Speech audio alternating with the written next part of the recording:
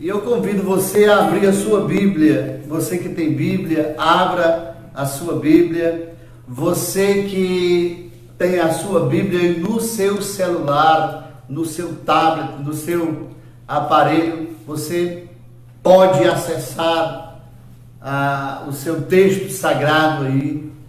Você que não tem Bíblia e nem aí o aplicativo no celular, você pode acompanhar o que nós vamos falar nessa noite.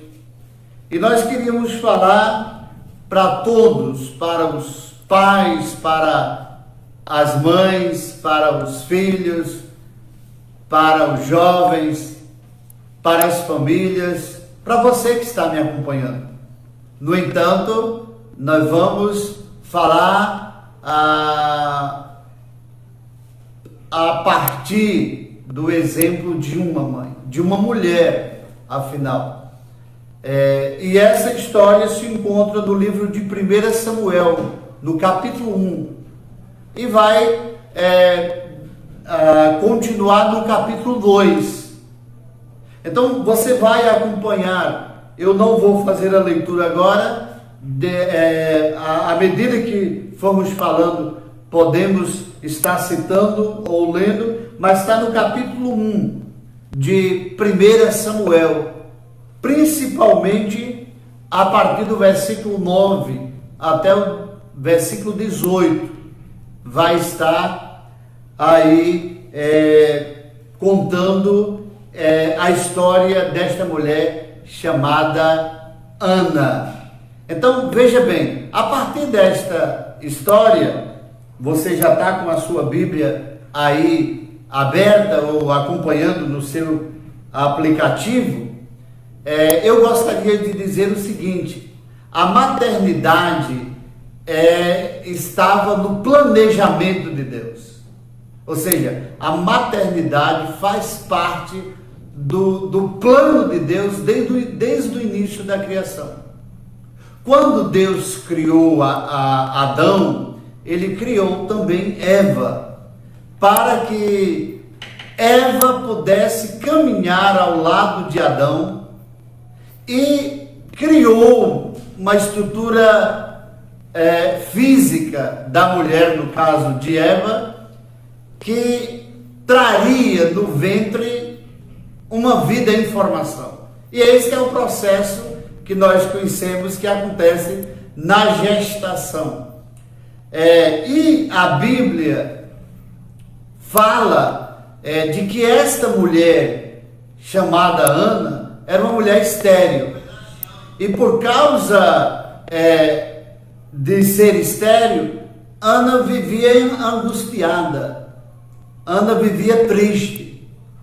Mas ao mesmo tempo ela passou a alimentar o desejo, a esperança e a confiança de que seria mãe. E ela toma uma atitude importante. Ela começa a orar e ela então promete de que, orando a Deus e Deus concedendo a alegria e o privilégio de ser mãe, ela devolveria o seu filho para o Senhor. Então, ela é contemplada com esta bondade de Deus, com esta bênção do Senhor, e ela então promete anteriormente, e agora ela cumpre isso. Ela deixa o menino atingir a idade suficiente e determinada, e ela então pega o seu filho, vai até o tabernáculo, e ela então entrega o seu filho, e Samuel passa a ajudar o sacerdote Eli. E o mais interessante de tudo isso é de que quando ela contempla isso e ela presencia isso, ela fica extremamente realizada e ela passa a louvar o Senhor e ela passa a ser tomada de uma alegria tremenda, sobrenatural, maravilhosa, junto à alegria de ser mãe. E ela agora, que esteve por muito tempo vedada desta alegria, ela agora está possuída, tomada desta alegria.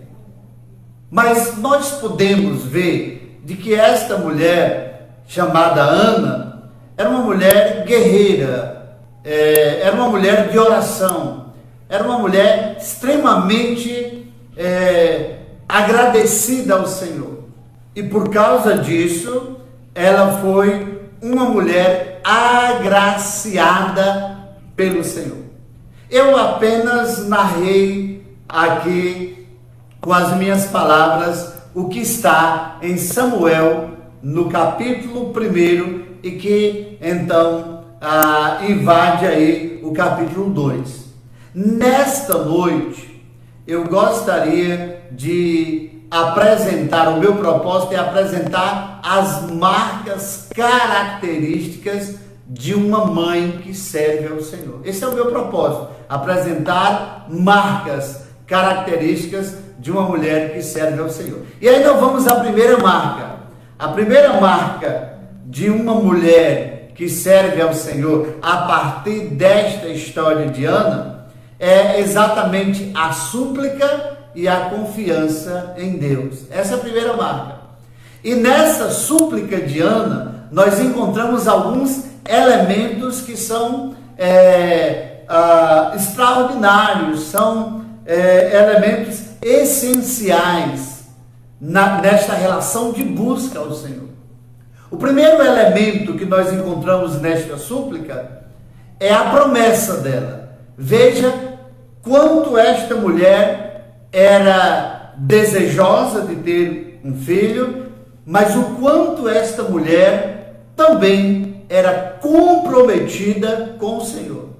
De tal forma que ela diz ao Senhor que se porventura, e ela acreditava nisso, o Senhor concedesse a ela um filho, ela devolveria e ela entregaria e consagraria este filho ao Senhor. Então, o primeiro elemento desta primeira marca na vida de Ana, dessa súplica e dessa confiança de Ana, é a promessa da devolução, a promessa da consagração, a promessa da dedicação ao Senhor do que tem de melhor, do seu próprio filho. E ela diz claramente de que entregaria o seu filho ao Senhor e devolveria como uma expressão de gratidão. Então esse é o primeiro elemento, o elemento da promessa de consagração. O segundo elemento nesta história aqui, nessa súplica de confiança de Ana, é o elemento da própria oração. Só que esta oração, aqui no caso de Ana, ela é uma oração solidária.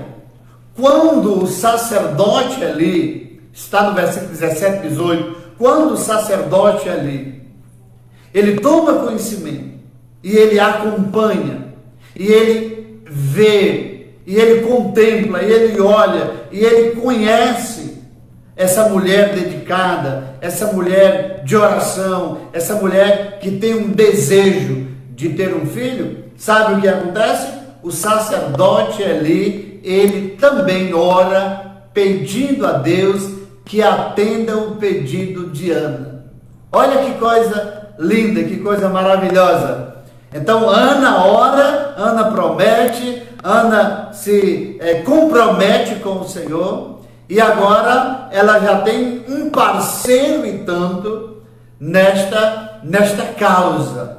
Ela tem um companheiro nesta causa, que é exatamente o sacerdote Eli. E ele ora a Deus, e ele pede a Deus, e ele coloca essa situação de Ana diante do Senhor, e o texto sagrado diz que Ana se regozijou-se em oração com Eli. Que palavra bonita, que palavra forte. Que exemplo maravilhoso! A Bíblia diz então que Ana fica regozijada. Ana se regozija em oração com o sacerdote Eli. Um terceiro elemento desta oração, além da promessa de Ana, além da oração de Eli, vem um elemento desta oração, desta súplica e desta confiança. O elemento mais esperado, que é exatamente o filho. Diz o texto sagrado que o Senhor honra o pedido de Ana, e eu diria do sacerdote Eli também. Deus honra e concede então a Ana esse menino, esse filho, este homem que nós conhecemos hoje, que é Samuel. Veja que nesta súplica tem promessa, nesta confiança tem promessa, tem a oração solidária de Eli e tem o resultado, o primeiro resultado, o resultado principal, que é o filho, então, que nasce, que é Samuel. Mas não para aí. Sabe o que acontece mais? Acontece no capítulo 2, do versículo 1 ao 11, tem um dos textos mais lindos, que é exatamente o texto conhecido como o Cântico de Ana, o louvor de Ana.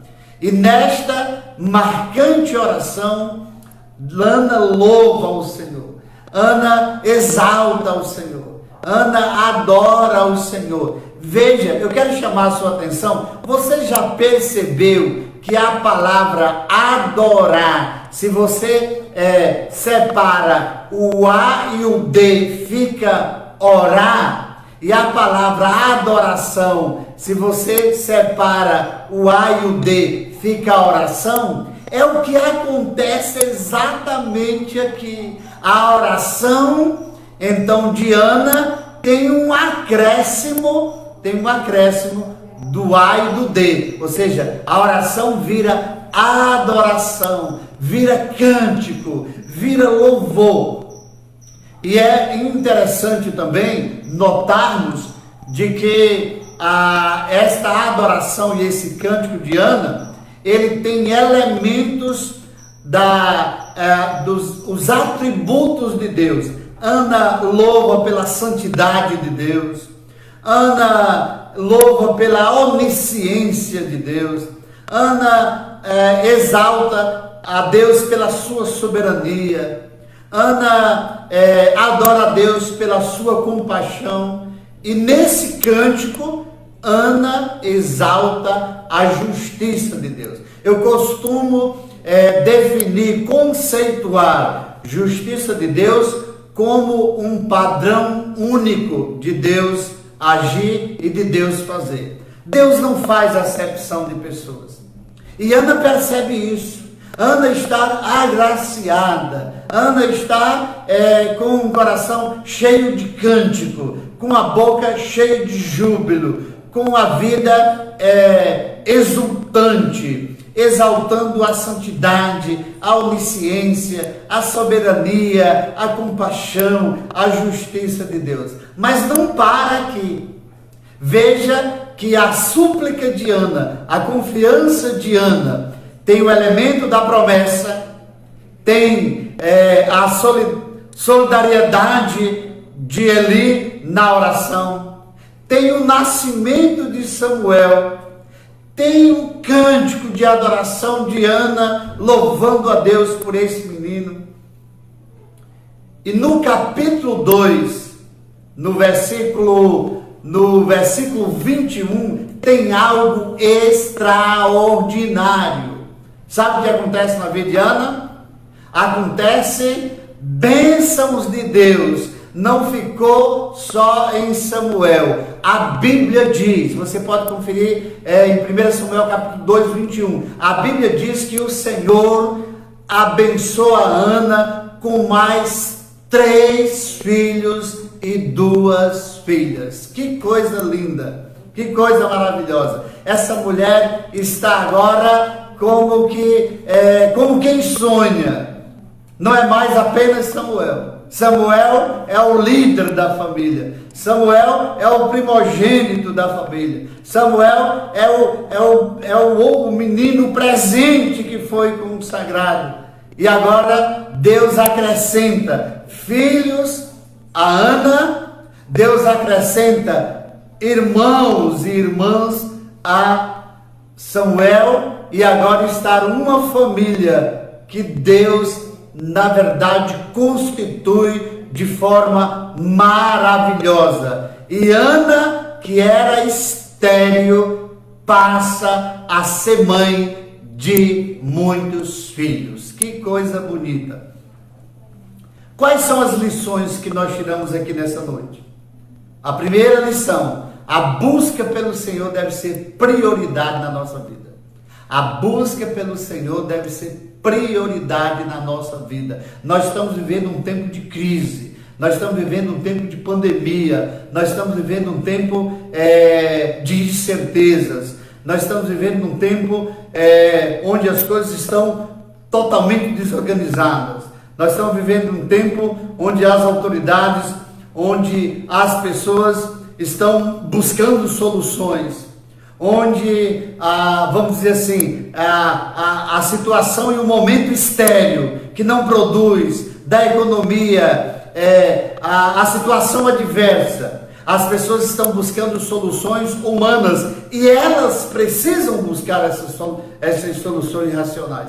Mas você, servo de Deus, você, mãe, você que serve o Senhor, vamos deixar as autoridades buscar essas soluções. Eu convido a você a buscar o Senhor. A busca pelo Senhor deve ser prioridade em nossas vidas. Aprendemos com essa mulher, aprendemos com Ana, aprendemos com esta mãe. No momento difícil, no momento em que as coisas estão estéreis, no momento que não produz, no momento de incerteza, é hora de botar o joelho no chão, de botar o rosto no chão e de clamar pelo nome do Senhor. Essa é a primeira lição. Segunda lição: quando buscamos o Senhor com confiança, somos alcançados pela sua graça. Nasceu Samuel, nasceu mais filhos, nasceu mais filhas, a família cresceu, Deus abençoou e veio um tempo de fertilidade. Eu queria dizer a você, se você buscar o Senhor, virá um tempo de fertilidade.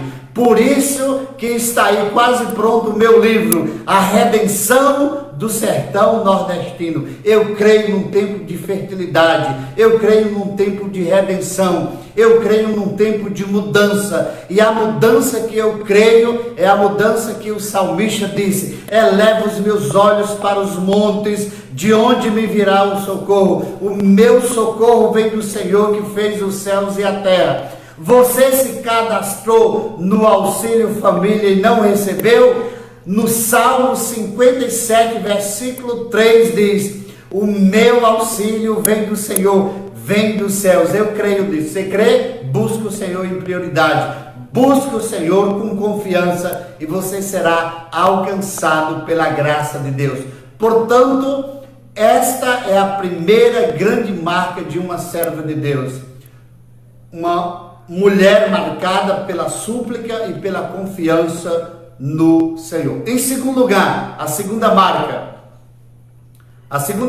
nós encontramos no texto, é a consagração e renúncia. Nós encontramos nesta mulher, você vai encontrar isso no versículo 11, você vai encontrar isso em toda a história aqui, você vai encontrar do versículo 24, no versículo 28, nós vamos encontrar uma mulher consagrando, e ela vai e consagra Samuel. Mas ela não apenas oferta Samuel, ela leva a sua oferta de sacrifício. E ela, então aqui, nessa consagração e renúncia, nós encontramos dois elementos essenciais. Primeiro, a oferta. E ela leva a oferta preciosa. Ela leva o que ela tem de melhor. E ela vai então ofertar o Senhor, levando o seu próprio filho para consagrá-lo. Ela também leva, além desse presente precioso, diz o texto, que ela leva outros presentes. Ela leva a oferta do sacrifício. E ela leva então o seu filho, o seu presente precioso, o seu filho tão desejado para si, e ela então, de forma abnegada, ela de forma consagrada, ela faz a sua oferta ao Senhor. E ela entregou o seu filho aos cuidados do Senhor. E ela colocou no altar a sua oferta e levou então ao sacrifício também os seus bens. Veja como esta serva de Deus, veja como esta mulher admirável, veja como esta mulher consagrada, veja como esta mulher serva de Deus nos ensina de como ofertar o melhor para o Senhor, de como consagrar os nossos filhos ao Senhor. Então, primeiro tem uma oferta, mas essa oferta é fruto do segundo elemento, é fruto do seu voto. Diz que ela fez um voto ao Senhor, e voto é um compromisso, voto é uma aliança. E veja que é uma mulher que está comprometida com o seu voto, é uma mulher que está comprometida com a sua palavra, e é uma mulher que está comprometida com o Senhor. Então, se você observa bem, nessa segunda marca característica, que é a marca da consagração e da renúncia, tem o elemento do voto, que ela compromete-se com o seu voto, com a sua palavra e com o Senhor, e tem o elemento da oferta, da entrega, da dedicação e da consagração, não apenas do seu filho, mas daquilo que ela tinha de bens e de recursos. Então, no elemento da oferta e no elemento do voto, com base na marca da consagração e da renúncia, nós aprendemos duas lições. Quais são essas duas lições? Primeira delas, precisamos consagrar os nossos filhos e tudo que nós temos ao Senhor. Os meus dons, os meus talentos, a minha voz, os meus recursos, as minhas ferramentas, a minha casa, os meus filhos. Eu preciso consagrar tudo que tenho e tudo que sou ao Senhor, porque Ele é digno de honra e de louvor. Ele é o Senhor Todo-Poderoso. Essa é a primeira lição. A segunda lição que eu aprendo aqui é que nós precisamos servir ao Senhor com os nossos filhos e tudo que possuímos. Veja que a primeira lição é: eu preciso consagrar. Ana consagrou ao Senhor antes de Samuel nascer. Ana fez um voto ao Senhor antes dele nascer. Ana assumiu um compromisso com o Senhor quando ainda não tinha nada.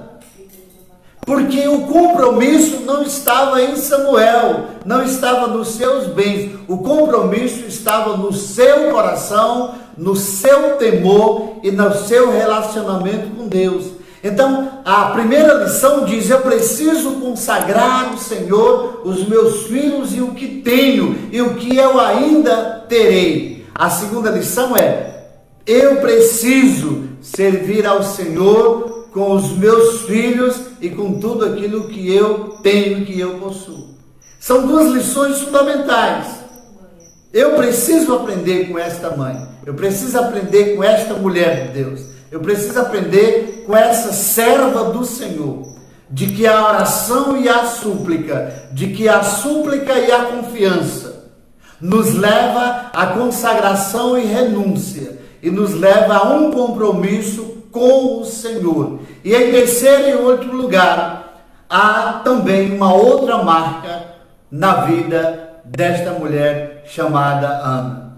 A terceira e quarta marca, a terceira e última marca é da dedicação e amor ao Senhor. Veja que a primeira marca é súplica e confiança. A segunda marca é consagração e renúncia. E a terceira marca é a dedicação e o amor. E nós vamos ver isso no texto. Você pode observar, principalmente, você vai ver no capítulo 2, no versículo 19, resumindo tudo isso.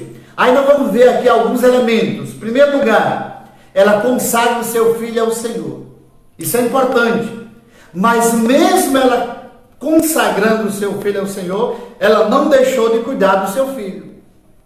Ela consagra o filho ao Senhor, mas ela continua a cuidar do seu filho. Segunda marca, ela dedica o seu filho ao Senhor, mas não deixou de acompanhar. Nós vamos ver que ela continuou acompanhando Samuel. Ela cuida de Samuel, ela continua acompanhando a Samuel. Tanto é que o capítulo 2, versículo 19, diz que ela então visitava-o e levava presentes, fazia túnicas e levava ao seu filho, que agora é um homem de Deus a servir no templo, auxiliando então Eli, e depois se torna juiz e profeta. Um homem de Deus que entrou para a história de Israel e a história da humanidade e a história bíblica.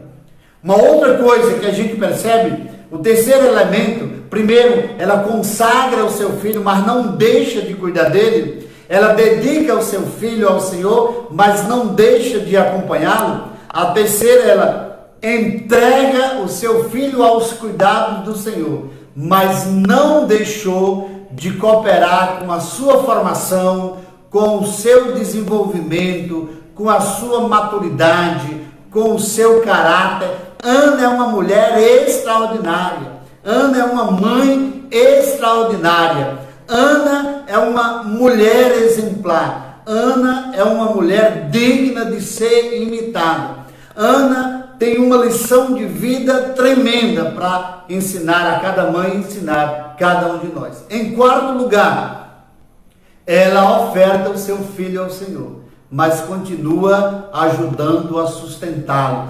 Tanto é que ela leva a ele presentes e ainda leva túnicas, roupas. Ela continua sustentando, ela continua trabalhando, ela continua sendo parceira desse sacerdote, desse projeto de juiz e de profeta, que depois se torna juiz e profeta e homem de Deus. Ela continua sendo a primeira a acreditar, a primeira a apoiá-lo, a primeira a ser parceira, a primeira a estar sustentando o seu filho. E uma última coisa ainda dentro disso, ela continua dando o seu melhor para o seu filho. Zelo, carinho, amor, continua dando ao seu filho tudo que ela tinha de melhor. Afeto, ternura. Ela consagra o seu filho ao Senhor. Ela oferta o seu filho ao Senhor. Ela dedica o seu filho ao Senhor. Mas ela não abre mão do seu papel e da sua responsabilidade materna. Ela continua exercendo um papel brilhante de mãe. Qual é a lição que nós tiramos aqui? Podemos tirar duas lições. A primeira delas, somos responsáveis diante de Deus pela formação dos nossos filhos. A responsabilidade não é da igreja, a responsabilidade não é da escola, a responsabilidade não é do Estado, a responsabilidade não deve ser terceirizada, a responsabilidade da formação, da educação dos nossos filhos, a responsabilidade pertence a mim, pertence a você. Ana nos ensina esta grande lição. Somos responsáveis diante de Deus pela formação dos nossos filhos. Uma outra lição que nós tiramos aqui e que aprendemos com essa brilhante história: nada, e eu queria dizer isso para você, se você não está experimentando isso, você precisa buscar o Senhor. Nada, mas nada mesmo, é mais prazeroso do que ver os nossos filhos desenvolvendo na vida e, sobretudo, ver os nossos filhos servindo ao Senhor.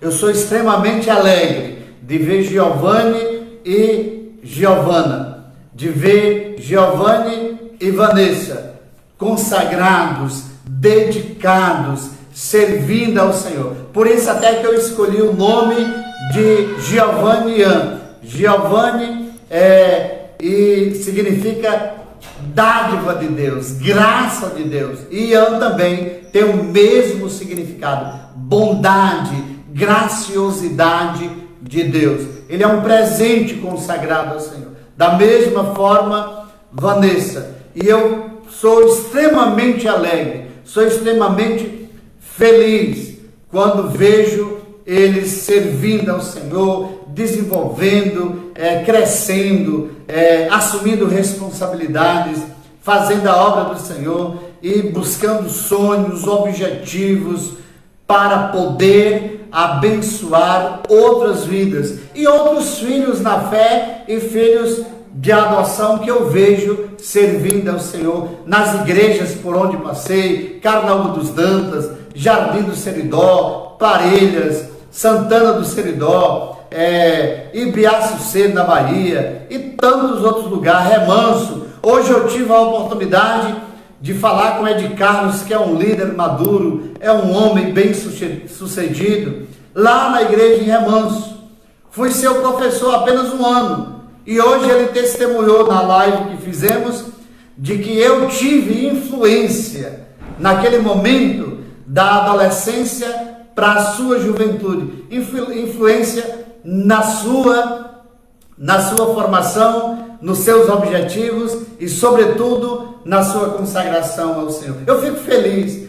O apóstolo João expressou isso, Paulo expressou isso, homens de Deus expressaram isso, da alegria, da felicidade de ver os filhinhos, os filhos, então, também por adoção, e os filhos espirituais servindo ao Senhor. Nada é mais prazeroso do que ver esses jovens, como Nicásio, como Nivalmir, como Ed Carlos e como tantos outros, servindo, louvando, exaltando e trabalhando na obra do Senhor.